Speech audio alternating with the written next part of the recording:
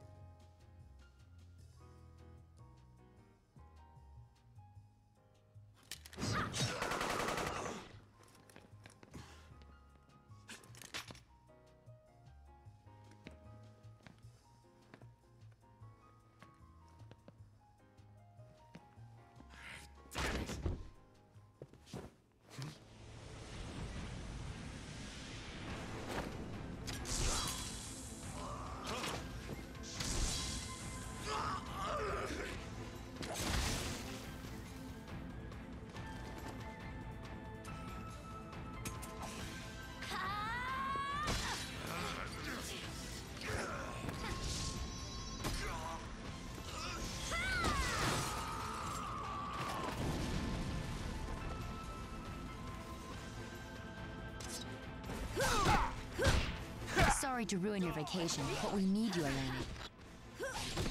I'm not doing this for free, Irene.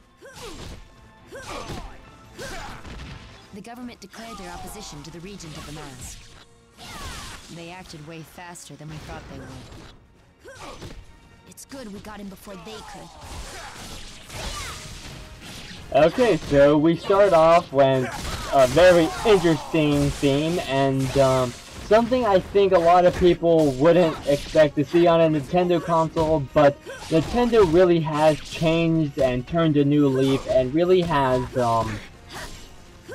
endorsed third-party titles and really has allowed them to begin to prosper. Nintendo, if you know or don't know, is not, I don't want to say very controlling, but they're very particular on what they want on their consoles and the type of content that is allowed on Nintendo consoles. For that reason, a lot of people, and I guess hardcore fans, have labeled Nintendo as being very kiddish. And for the most part, it's not an argument that's really,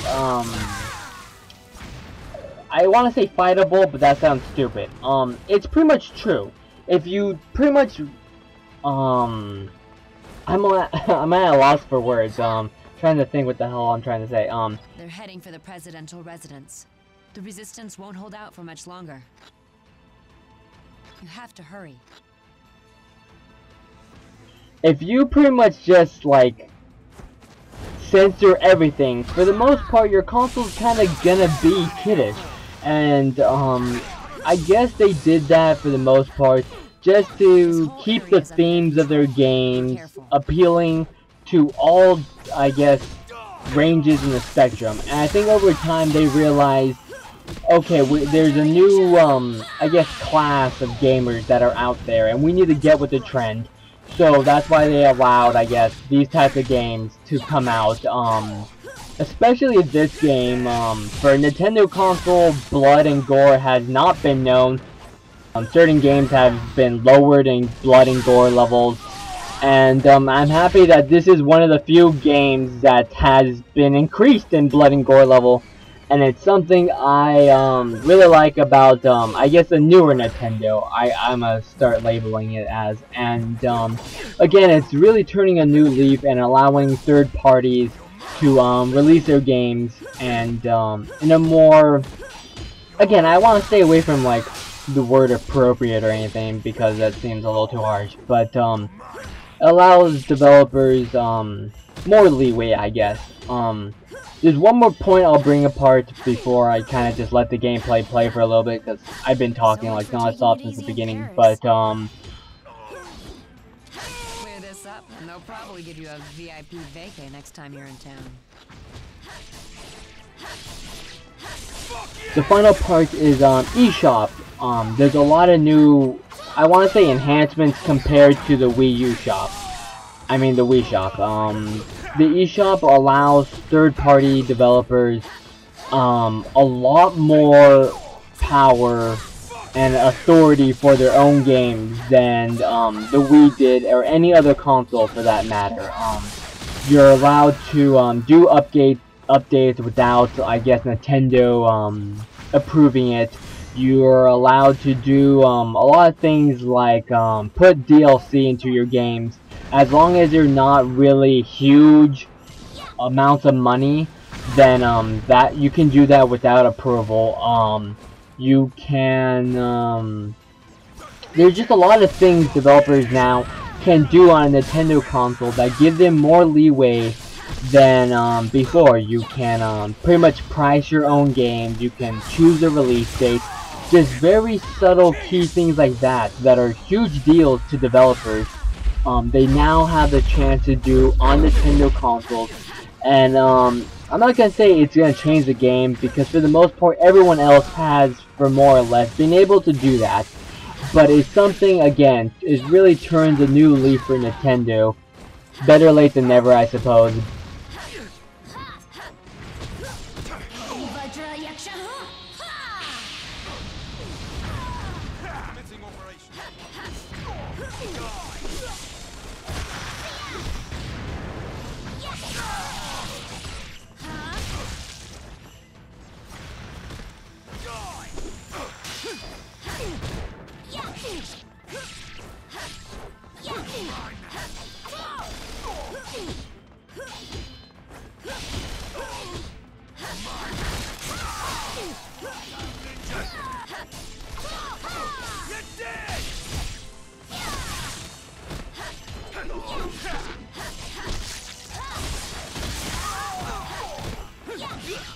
Again, there's a lot of arguments and issues, I guess, with all this coming up, and even then, people still have issues with the Wii U. I was a little hypocritical. I wasn't sure what this console was, because my main issue was it really wasn't defined enough. They showed it in E3 and various other things, but for the most part, it just seemed like it was an upgraded Wii with a new controller, and that's pretty much how everyone else really sees this console, except people who have really gone hands-on with it can tell there's something here, and there's more than just potential, and it's something that you really have to get your hands on to get a real feel for. And whether Nintendo will grab the hardcore fans, I think is almost irrelevant, because I guess they're just their fan bases. Not only are they going to keep the fan bases, but they're going to be getting new fans and old fans alike, and they're going to keep on with their motto and their, I guess, the system they've been going for this entire time. They're not here really to compete, they're here to innovate, and that's just really what Nintendo does. They're not one to put the highest tech technology into their system, but they are keen on putting innovation and starting new trends like motion control. After Nintendo did it, everyone else had to do it, and they like to lead, I guess, the pack in innovation and thinking. And for the most part, I think that's why I've liked Nintendo consoles all the way up to this point.